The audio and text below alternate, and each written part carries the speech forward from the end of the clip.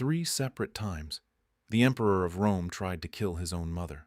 A poisoned cup in her own house, a bedroom ceiling rigged with a quarter-ton of lead, a ship engineered 3 different ways to sink in the middle of a bay. She survived. All 3. 6 hours after the ship went down, she was dead anyway. And for the next 9 years, the man who ordered it spent every night sleeping with a small stone carving of her face pressed against his chest. The night it ended, she pulled herself out of the Bay of Naples with one working arm. Her left shoulder was open to the bone, salt in her hair, blood in the water behind her. 100 yards out in the dark, a ship was coming apart at the seam it had been built to split along. The ship had 1 passenger. She was 43 years old, the daughter of Rome's most worshipped general, and the mother of the emperor, whose ship was sinking behind her. She did not call out. She crawled onto the shingle, stood up, and walked. Near the waterline, she stepped over a body floating face down in the shallows. It was her handmaid. 6 minutes earlier, the handmaid aide had surfaced beside her in the water and shouted music. 4 words into the dark. "I am Agrippina, save the mother of the emperor." She wasn't. The sailors in the boat above her had heard the words, stopped rowing, and come toward the voice. They beat the handmaid with OEs and boat hooks until the shouting stopped.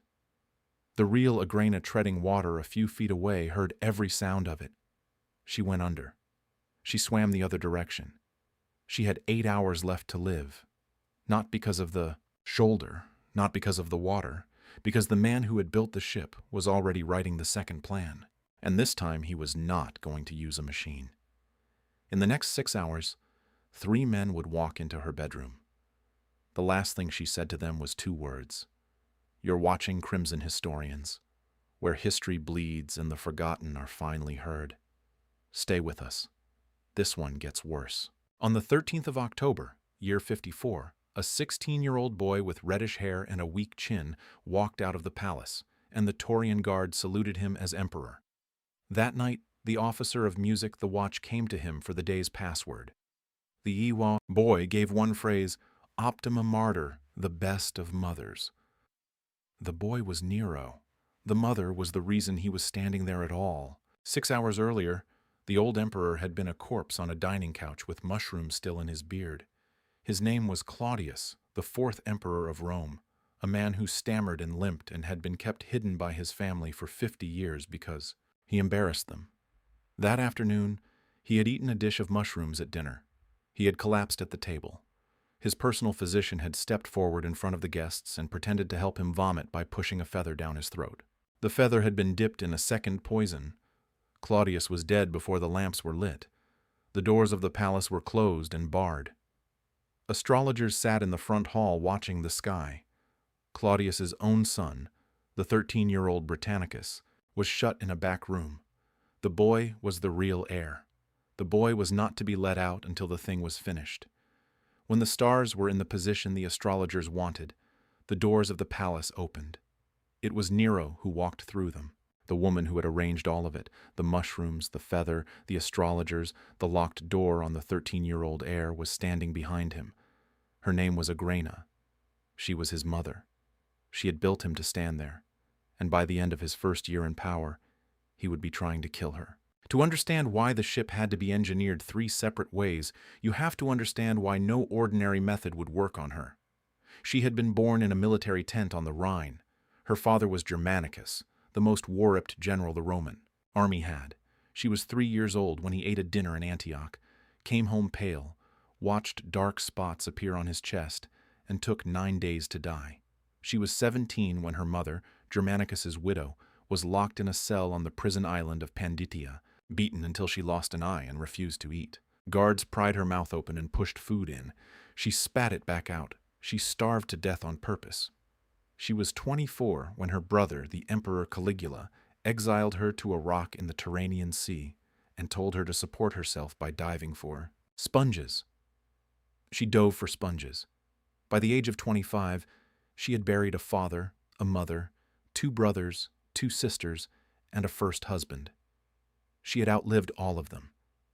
She came back to Rome after Caligula was stabbed to death by his own officers. She rented a modest house near the Forum, and she started paying attention to her uncle. Her uncle was the new emperor. Within 4 years, she had married him. Within 5 years, she had talked him into adopting her son ahead of his own. Within 6, she had placed her own officer, a career soldier named Burrus, in sole command of the Taurian Guard. Within 7, she had her face struck onto silver coins beside her husband's, same size, facing him on the same piece of metal. No woman in Roman history had ever been placed on a coin that way. Music, and in the 8th year she fed him the mushrooms. That was the woman her son would try to kill 3 times. The first time was a cup of wine. Sometime in the year 58, Agrippina drank a cup of wine in her own house. She finished it. She went to bed. In the morning she said nothing. The cup had been poisoned. It should have killed her. It did not. The reason it did not is the reason everything that follows had to happen the way it did. For 15 years since the morning after she married Claudius, Agrippina had been taking small, measured doses of known poisons every day of her life. The practice had a name. It was called Mithratism, after a king who had trained his own body the same way. By the time her son sent the wine, her body had become its own fortress. She knew the moment the cup arrived who had sent it. She did not say so. From the next evening onward, she brought her own taster to dinner. She never mentioned the cup to Nero, not once in any public or private setting, the sources record. The fight between them had started months earlier, and it had started over a woman, a freed woman, called Act. Nero at 19 had taken her to his bed. Agrippina had heard of it from one of her own slaves in the palace kitchens. She had walked into her son's rooms at night and told him in words the sources do not record, but the effect of which they do, that he was making himself look like a boy in front of the whole city. Nero did not argue with her. He sent her the next morning a dress and a set of jewels from the imperial wardrobe. The gift was its own sentence. "Everything you have I gave you." She sent back a message. Everything he wore and everything he ruled had come out of her body. 3 months later, at a family dinner in December of 55, a 14-year-old boy was handed a cup of warm wine across the couch. It was Britannicus, the real son of Claudius. He had 2 weeks earlier been asked to perform at a banquet and had chosen to sing a song in front of the court about a young prince cheated of his father's throne. People had laughed. Then they had stopped laughing all at once and looked at Nero. The cup reached the boy. He took one sip. His eyes rolled back, his legs folded under him on the couch. Nero, reclining on the opposite side, looked at the boy shaking on the floor and told the room in a voice the guests later remembered as bored that his stepbrother was having one of his epilepsies. The boy was carried out. He was dead before. The door closed behind him. Across the couch, Agrippina could not keep the look off her face. Not grief, not fear, recognition. She had taught him 4 years earlier that a cup of wine could move a throne.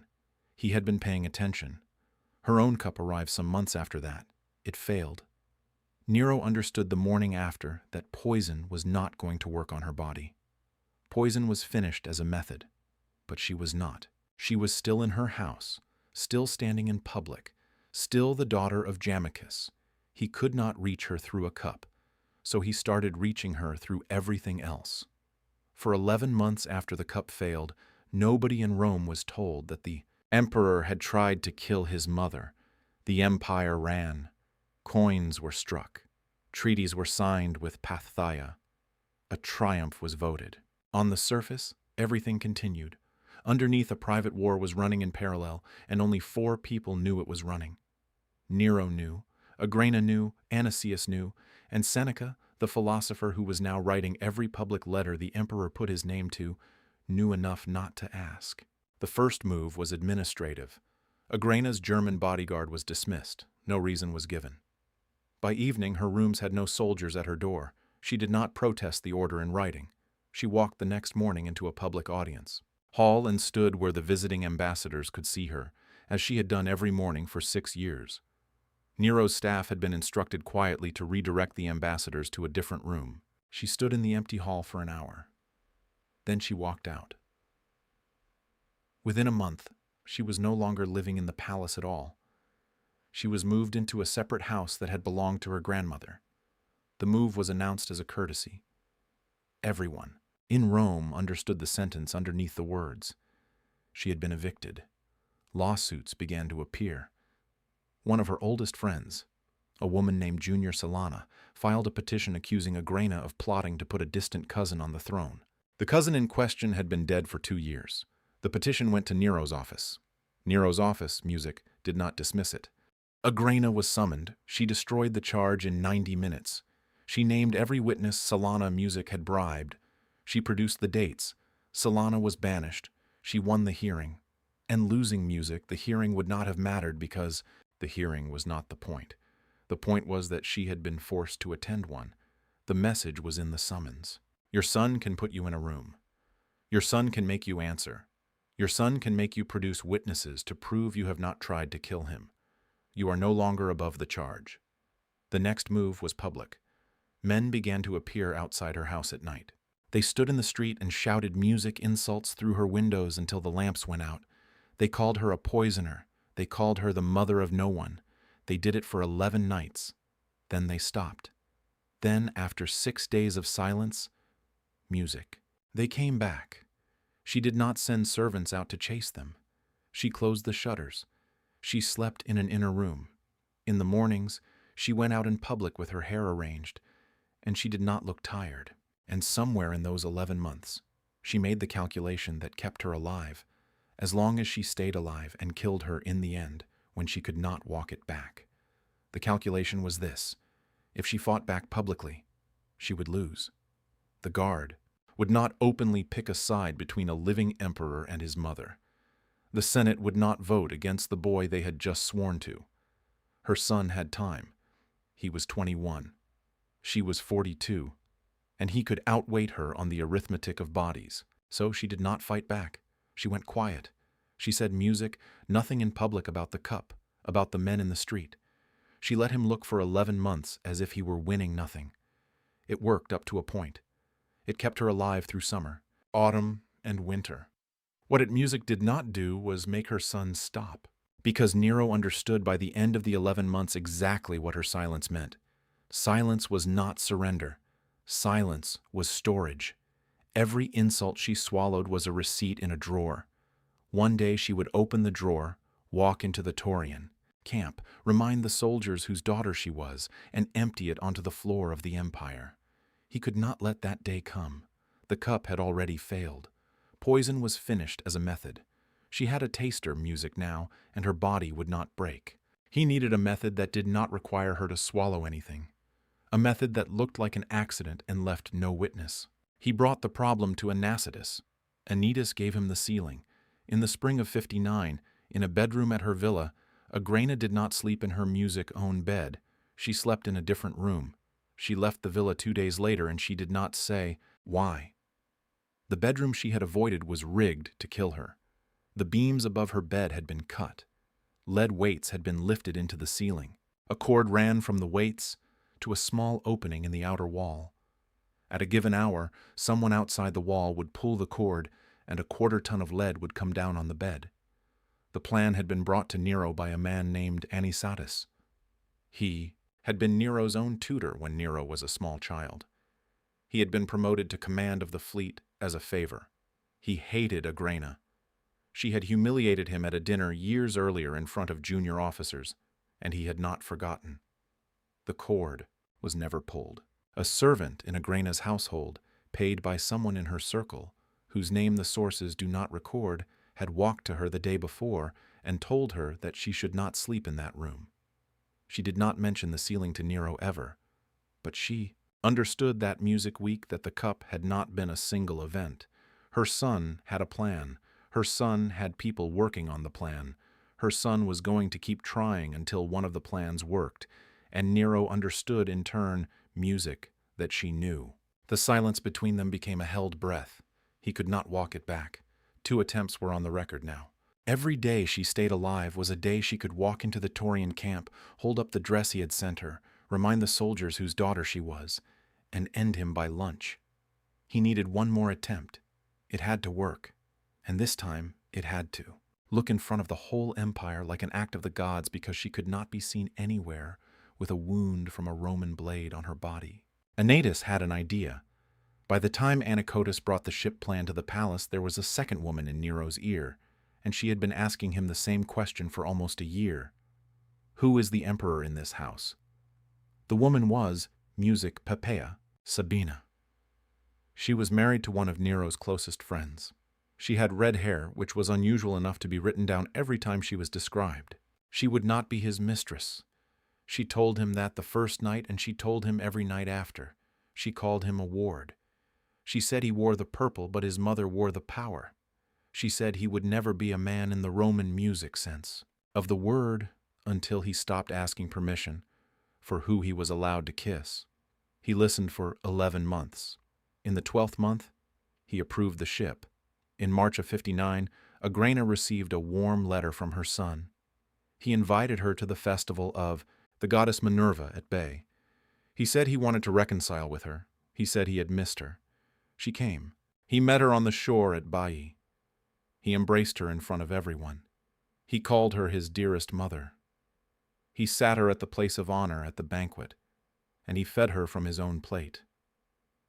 He talked for a long time about how much he had missed her counsel, music. When the banquet ended very late, he walked her to the dock.